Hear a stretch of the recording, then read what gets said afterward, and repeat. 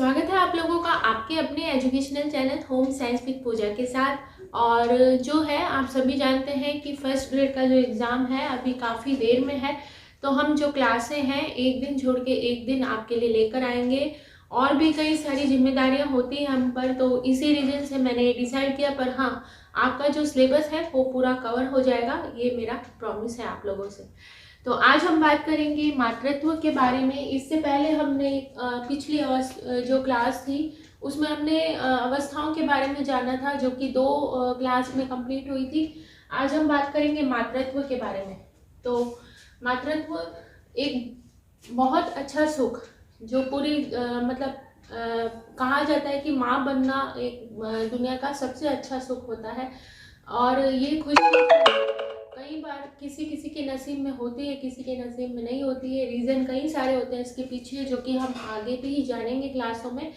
तो जो मातृत्व सुख होता है सबसे अच्छा सुख होता है।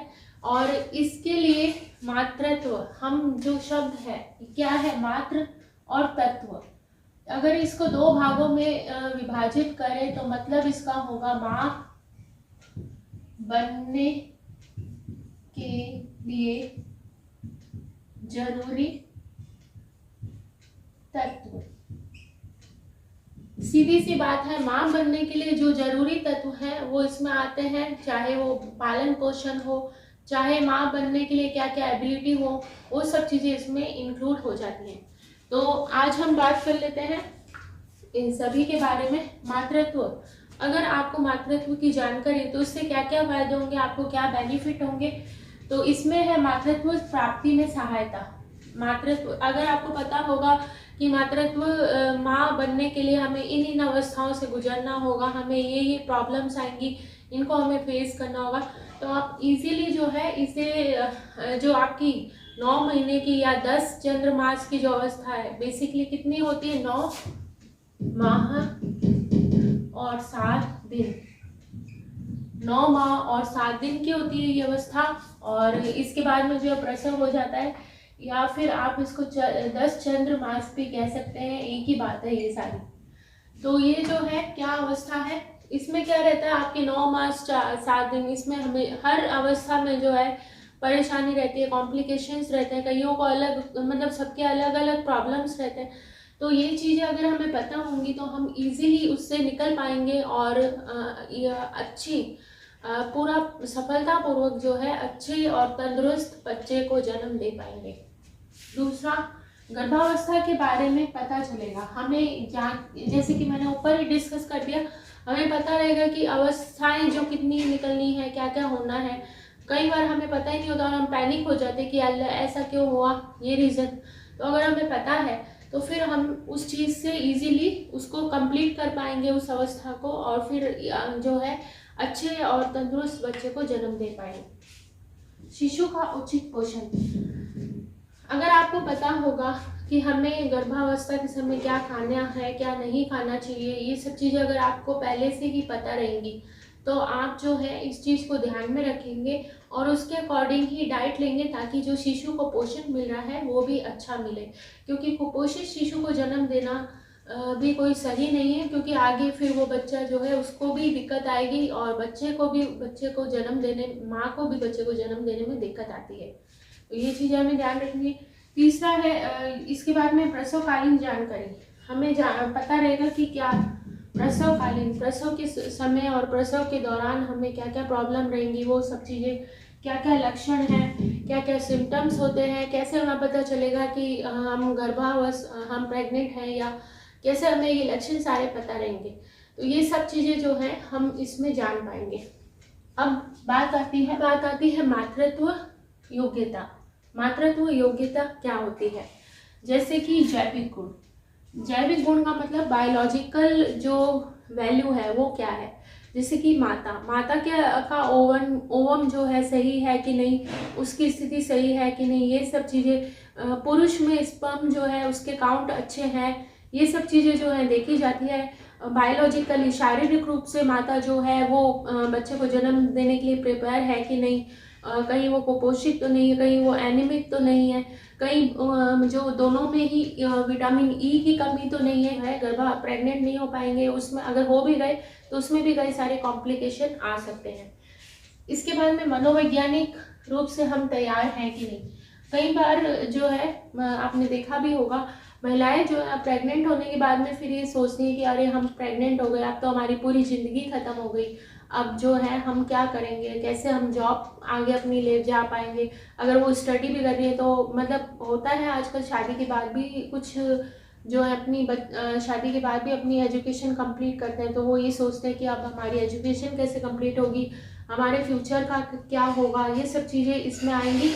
तो माता जो है और पिता दोनों ही मनोवैज्ञानिक रूप से तैयार होने चाहिए, तो ताकि वह जो 9 महीने का जो समय है वो अच्छे से निकाल पाए और स्वस्थ और अच्छे तरह से बच्चे को जन्म दे पाए। आर्थिक रूप से सक्षम।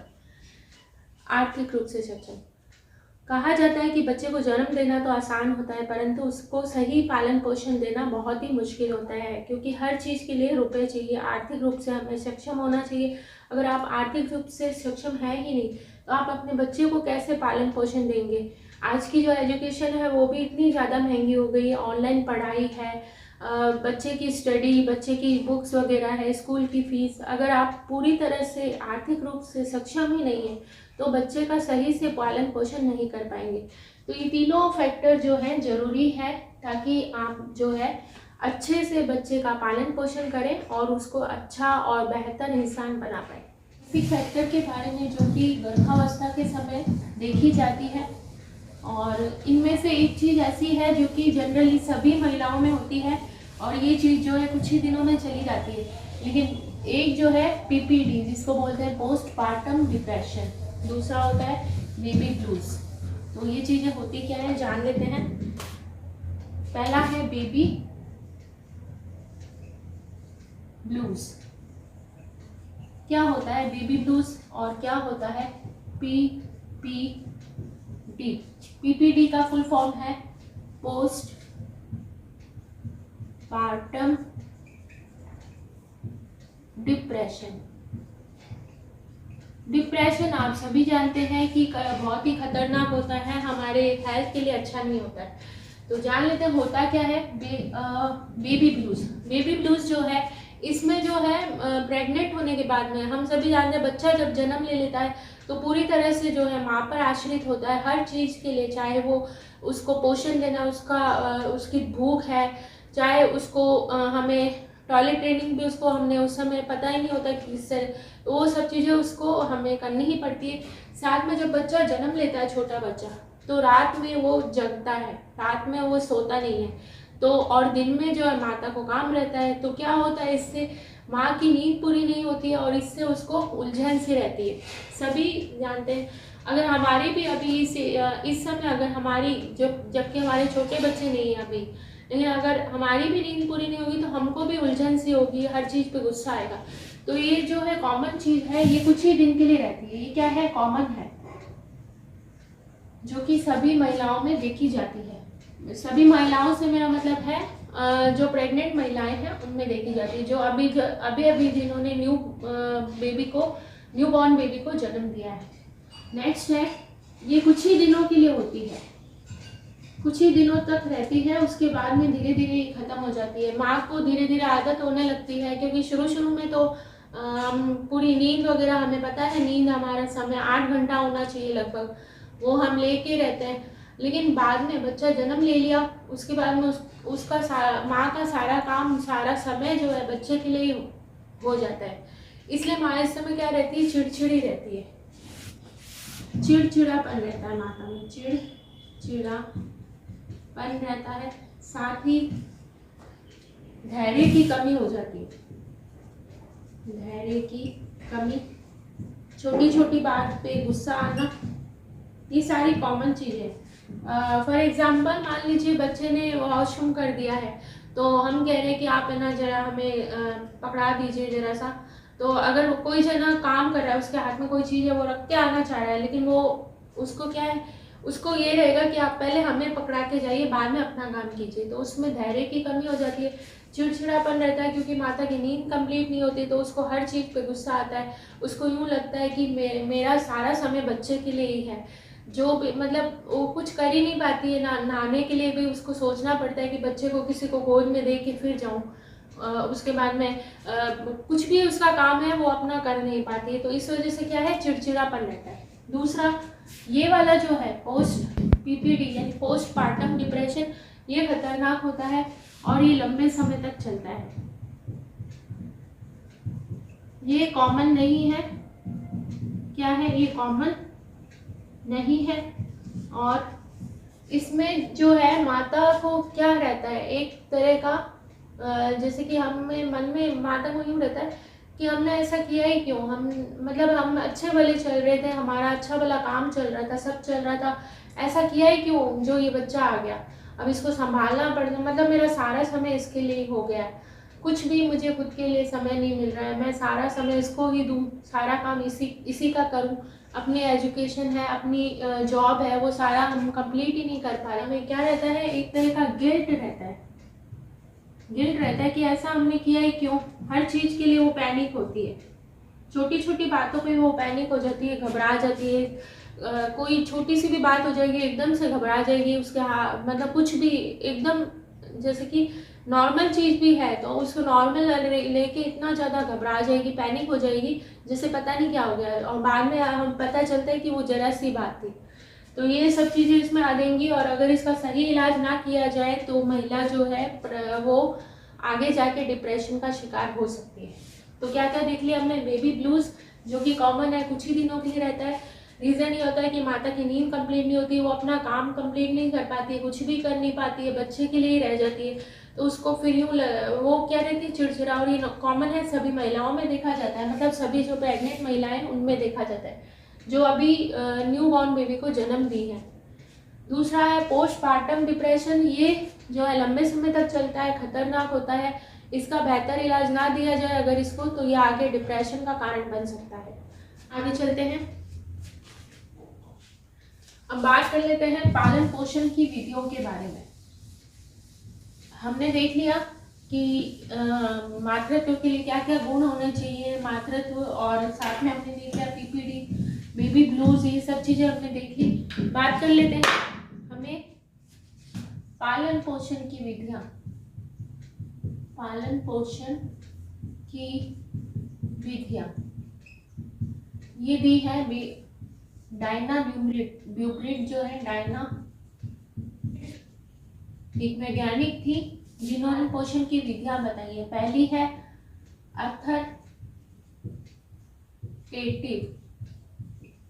अथॉरिटेटिव या फिर अनुशासित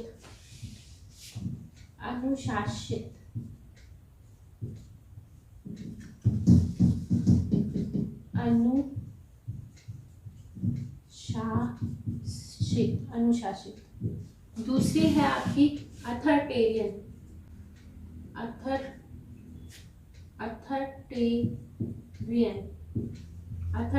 या फिर इसको इस तरह से लिख दीजिए, अथॉरिटेरियन,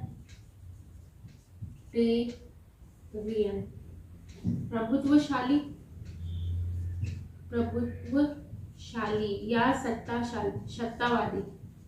बात एक ही है दोनों की, क्योंकि हिंदी का जो मीनिंग है ना वो एग्जाम में चेंज होता है, तो आप इंग्लिश वाला जो है वो ध्यान में रख के चलिए। अथॉरिटेटिव है, अनुशासित है, अथॉरिटेरियन यानी प्रभुत्वशाली या फिर सत्तावादी, और दो हम यहाँ पर लिख देते हैं। तीसरा है परमिटिव, और चौथा है आपका अनइन्वॉल्व। तो ये 4 तरह की पालन पोषण की विधियां हैं जो कि डायना ब्यूब्रिड जो है इन्होंने बताई। जान लेते हैं क्या क्या है। पहला है अथॉरिटेटिव जो है ये बेस्ट पेरेंटिंग स्टाइल है, अनुशासित विधि है, ये बेस्ट पेरेंटिंग स्टाइल है। इसमें माता पिता बच्चे पर कठोर नियंत्रण नहीं रखते हैं, बल्कि उन पर निगरानी रखते हैं। बच्चा क्या कर रहा है, कैसे कर रहा है, वो चीज़, इस चीज़ को वो ऑब्जर्व करते हैं, क्या कर रहा है, कैसे कर रहा है, परंतु उसको रोकते टोकते नहीं है। हर चीज़ में, घर की हर चीज़, घर का कोई भी चीज़ है तो उनसे उनका इसमें जो है मत मांगा जाता है, पूछा जाता है, बताइए इसमें आपका क्या मत है, इस तरह से रहता है।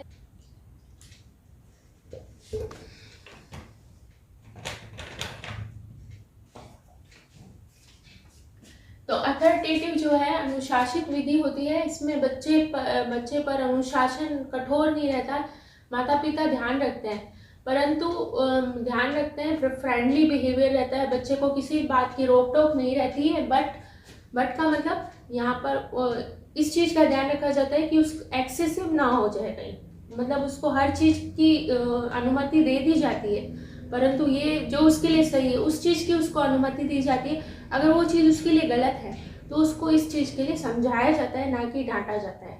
तो ये क्या है, अनुशासित विधि है। फ्रेंडली व्यवहार रखा जाता है बच्चे के साथ, माता पिता फ्रेंडली रहते हैं तो बच्चा भी अपनी कोई भी प्रॉब्लम है माता पिता के साथ इजीली शेयर कर पाता है, क्योंकि उसको पता है कि अगर मेरी ये प्रॉब्लम है तो मैं अगर मम्मी पापा से शेयर करूँगा या करूँगी तो वो इस चीज़ को सुनेंगे और इसके बारे में अपनी राय देंगे। तो ये सबसे अच्छी विधि होती है और इसमें बच्चे का जो विकास है बहुत अच्छा होता है, आगे चलकर उसका व्यक्तित्व भी बहुत अच्छा निखरता है। दूसरा है अथॉरिटेरियन या फिर प्रभुत्वशाली या सत्तावादी। इसमें जो है माता पिता बहुत ज़्यादा कठोर हो जाते हैं, एक तरह से जो आपका इतना ज़्यादा उस पर कठोरता रखी जाती है, उसको हर चीज़ पे रोक टोक की जाती है कि आपको यहाँ नहीं जाना, ये नहीं गाना, आप ये, मतलब हर चीज़ में आप कपड़े भी पहनोगे तो मम्मी अगर ये कह रही है तो ये पहनना है, अगर मम्मी कह रही है बाहर नहीं जाना तो नहीं जाना है, ये सब चीज़ें बहुत ज़्यादा उस पर कठोरता रखी जाती है। इस वजह से बच्चा जो है खुद के डिसीजन नहीं ले पाता, डिसीजन मेकिंग की जो उसकी क्षमता होती है वो खत्म हो जाती है। क्यों? क्योंकि हमने शुरू में बच्चे को डिसीजन लेने ही नहीं दिया, इवन उसके कपड़े वगैरह भी हम ही सेलेक्ट कर रहे हैं, उसको क्या खाना है वो भी हम ही सेलेक्ट कर रहे हैं, तो बच्चे की जो डिसीजन पावर होती है ना वो खत्म हो जाती है और आगे चलकर वो उसको पूरे जीवन भर ये उसकी रहती है और वो कभी भी जीवन में इजीली डिसीजन नहीं ले पाता है। तीसरा है परमिटिव। इसमें माता पिता परमिटिव, यानी नाम से ही पता चल रहा है, माता पिता बच्चे को हर चीज़ की परमिशन दे देते हैं, हर चीज़ की छूट दे देते हैं, चाहे बच्चा गलत कर रहा है, सही कर रहा है, कुछ भी कर रहा है, उसको हर चीज़ की परमिशन दे दी जाती है। तो ये भी सही नहीं है, ये पेरेंटिंग स्टाइल भी सही नहीं है, क्योंकि अगर बच्चे को हर चीज़ की परमिशन मिल गई तो वो तो फिर हर चीज़ करेगा, चाहे वो गलत करे या सही करे, किसी को मार के आ जाए तो भी उसको कुछ डांटा नहीं जा रहा है, कुछ अच्छा करके आ गया तो उसको कहा नहीं जा रहा कि हाँ शाबाश आपने बहुत अच्छा किया, तो वो क्या है, बच्चा जो है एकदम ही वो ऐसा हो जाता है कि अब हम तो कुछ भी करें, हमें कोई कहने वाला नहीं है, कुछ करने वाला नहीं है, तो हम कुछ भी कर सकते हैं। तो अपराधी प्रवृत्ति भी, जो अपराधी प्रवृत्ति के बालक होते हैं वो इसी वजह से हो जाते हैं, क्योंकि उनको पता है अगर वो किसी को मार के भी आ जाएंगे, किसी का मर्डर भी करके आ जाएंगे तो उसको किसी बात की रोक टोक नहीं रहेगी, तो फिर वो अपराधी प्रवृत्ति के हो जाते हैं। चौथा है अनइन्वॉल्व। अनइन्वॉल्व जो है आजकल देखा जाता है, इसमें माता पिता के पास समय ही नहीं रहता। समय क्या है, समय होता ही नहीं है।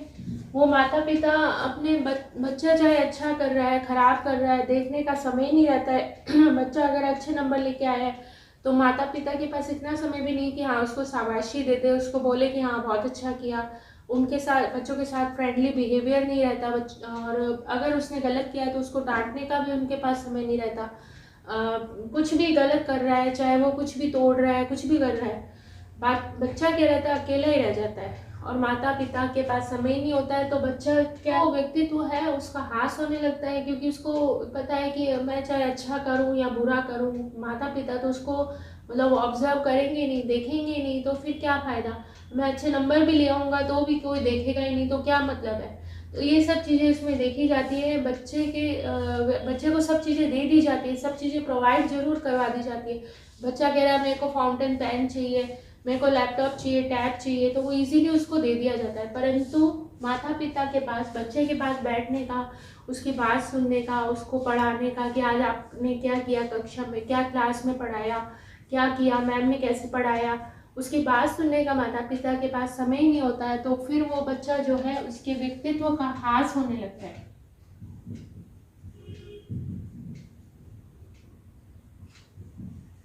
तो ये सारे पेरेंटिंग स्टाइल हमने देखे 4 तरह के। डायना ब्यूब्रेट के हिसाब से अथॉरिटेटिव, अनुशासित, जो कि बेस्ट है, और ये पेरेंटिंग स्टाइल ही हमें अपनानी चाहिए बच्चों के पालन पोषण में। दूसरी अथॉरिटेरियन यानी प्रभुत्वशाली या सत्तावादी, ये अच्छी विधि नहीं है। ये जो है बच्चे में डिसीजन मेकिंग की जो क्षमता है उसको खत्म कर देती है। तीसरी है परमिटिव, इसमें बच्चे को हर चीज़ की परमिशन मिल जाती है, चाहे वो अच्छा हो बुरा हो, तो उस बच्चे में अपराधी प्रवृत्ति आने लगती है। और अनइन्वॉल्व में बच्चे को के पास सारी चीज़ें, दुनिया का सारा ऐशो आराम है, परंतु माता पिता के पास उसके लिए समय नहीं है, तो बच्चे का व्यक्तित्व जो वो खत्म होने लगता है। यह है बेसिकली जो है यही 4 जो है पूछी जाती है एग्जाम में। इसके अलावा भी कुछ विधियां हैं, इनको आप अच्छे से देख लीजिए, और वो जो अब मैं बताऊंगी उनको पढ़ लें, एक बार पढ़ के जरूर जाएं।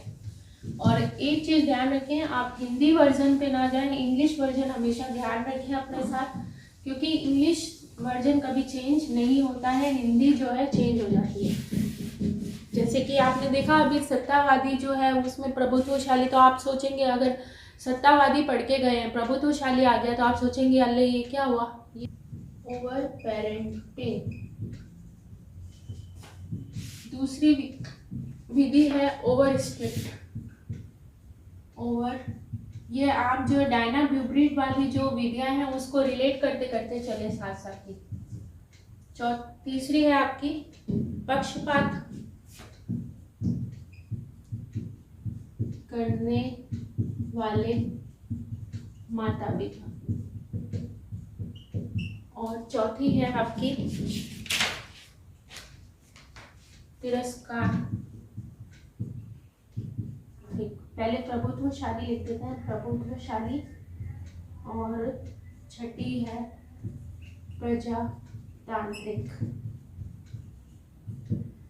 फर्स्ट है ओवर पेरेंटिंग। ये क्या है, इसमें माता पिता ओवर जो है बच्चे पर ध्यान देते हैं। अगर बच्चा जरा सा गिर गया, गिरना उठना, ये संभलना, ये सब चीज़ें तो जीवन का एक हिस्सा है, इसी से हम सीखते हैं। हम गलतियां करते हैं, फिर उठते हैं, फिर हम धीरे धीरे सीखते हैं।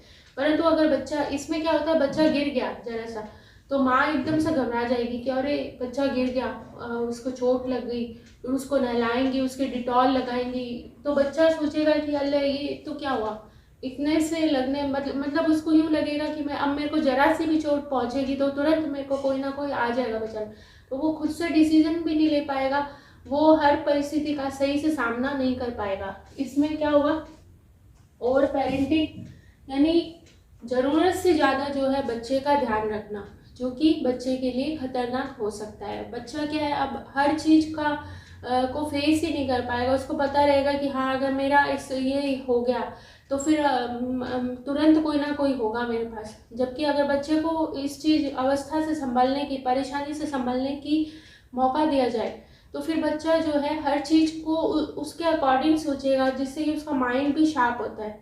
तो ये चीज़ गलत है, ये नहीं होना चाहिए।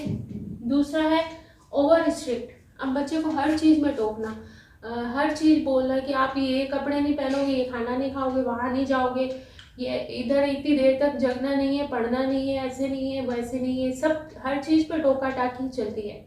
इससे भी बच्चे का व्यक्तित्व जो है अच्छा नहीं रहता। बच्चा सोचने समझने की उसकी क्षमता खत्म हो जाती है। वो जो है हमने पिछली में भी देखा था, क्या देखा था, अथॉरिटेरियन देखा था, वो सेम ही है दोनों। तो उसमें बच्चा क्या है, उस सोचने समझने की क्षमता उसकी खत्म हो जाती है, डिसीजन मेकिंग की पावर उसकी खत्म हो जाती है हमेशा के लिए। तीसरा है पक्षपात करने वाले माता पिता। इसमें क्या होता है, या तो जनरली जो है लड़का लड़की इनमें भेदभाव किया जाता है, या फिर बड़ा और छोटा बच्चा है उनमें भेदभाव किया जाता है। मान लीजिए बच्चा है, छोटा बच्चा है और एक बड़ा बच्चा है, बड़ा बच्चा जो है उसको बैग की ज़रूरत है, उसका बैग फट चुका है, ड्रेस की ज़रूरत है, ख़राब हो गई है, लेकिन उसको दिलाई नहीं जा रही। जबकि छोटे बच्चे को ज़बरदस्ती बैग दिलवा दिया, जबकि उसको ज़रूरत नहीं थी, अभी चला सकता था वो।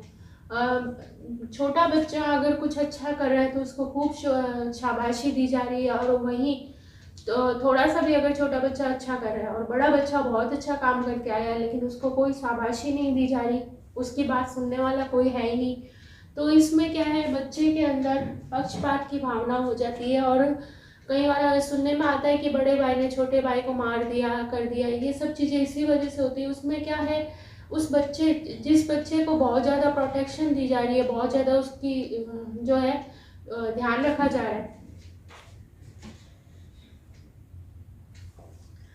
बच्चे का बहुत ज़्यादा ध्यान रखा जा रहा है उसको, मतलब तो वो क्या करता है, उससे जो है घृणा करने लगता है, उससे जलने लगता है कि उसको हर चीज़ मिल रही है लेकिन हमें कोई चीज़ नहीं मिल रही। पिक्चरों में भी कई बार दिखाया जाता है, एक दो पिक्चर मुझे नाम याद नहीं आ रहा है, लेकिन होता है इसमें कि जो है वो उससे जलन करने लगता है और फिर वो लास्ट में उसको मार देता है। तो ये चीज़ें इसमें देखी जाती है जो कि नहीं होनी चाहिए, क्योंकि बच्चे में क्या है, कुंठा आने लगती है। बच्चा जो है अब क्या है, उसमें क्षमता खत्म हो जाती है, उससे प्यार करने की, किसी से बात करने की, ये सब चीज़ें खत्म हो जाती है। जिस बच्चे का बहुत ध्यान रखा जाता है वो उससे जलने लगता है और अपराधी प्रवृत्ति का हो जाता है। इसके बाद में तिरस्कार, तिरस्कार और पक्षपात एक ही है। तिरस्कार मतलब बच्चा कुछ भी अच्छा कर रहा है, कुछ भी मतलब अच्छा करके भी आया है तो भी उसका तिरस्कार किया जा रहा है, उसको जो है अप्रिशिएट किया ही नहीं जा रहा है। तो फिर वो बच्चा क्या सोचता है कि उसको लगता है कि हम अच्छा करें या बुरा करें कुछ फर्क ही नहीं पड़ता किसी को, तो हम क्यों करें अच्छा काम, क्यों हम अच्छे नंबर लेकर आए। तो ये सब चीज़ें इसमें आ जाएंगी।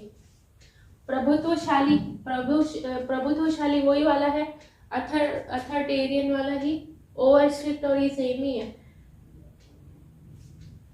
इसमें प्रभुत्वशाली यानी तानाशाही की तरह बच्चे पर अपनी तानाशाही, हमारी जो क्लास है लास्ट वाली रिकॉर्ड ही नहीं हो पाई थी, हमने देखा ही नहीं था।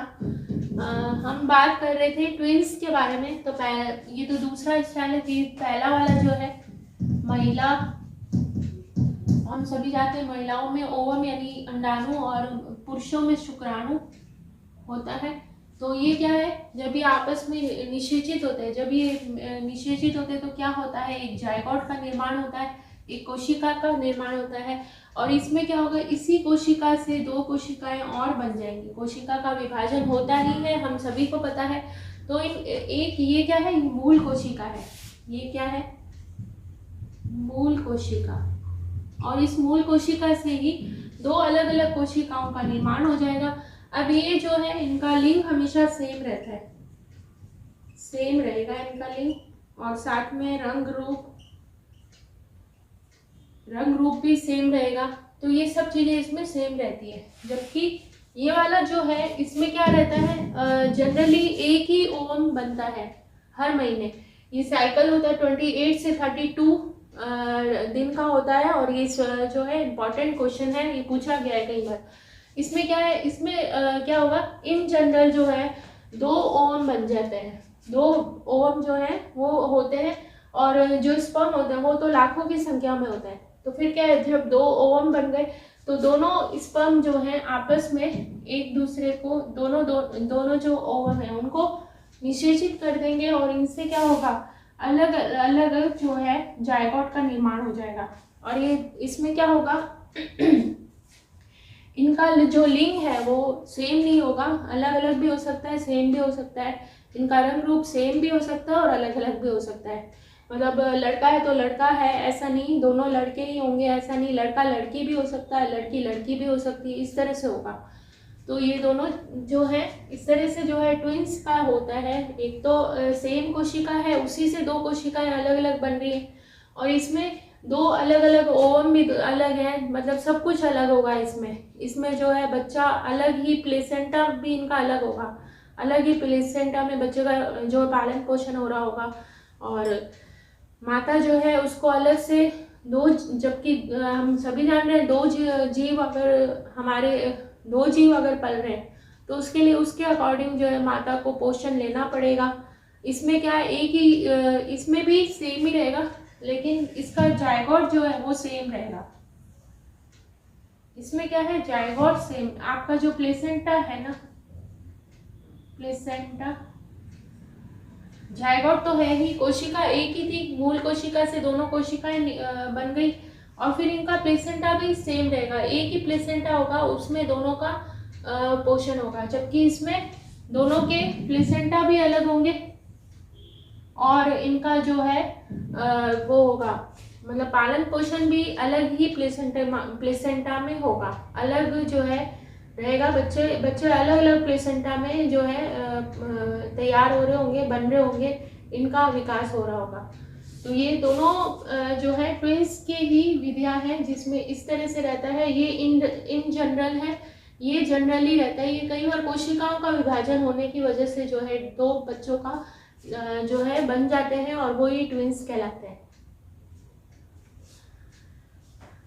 तो उम्मीद है आप इस क्लास को भी अच्छे से पढ़ रहे हैं और नोट्स बनाते चलिए, पढ़ते चलिए इसी तरह से, और मिलते हैं कल की क्लास में। इसी तरह से बने रहिए आपके अपने educational channel home science with Pooja के साथ, जिसका मूल मंत्र है ऑलवेज सक्सेस। मिलते हैं नेक्स्ट वीडियो में। Thank you so much.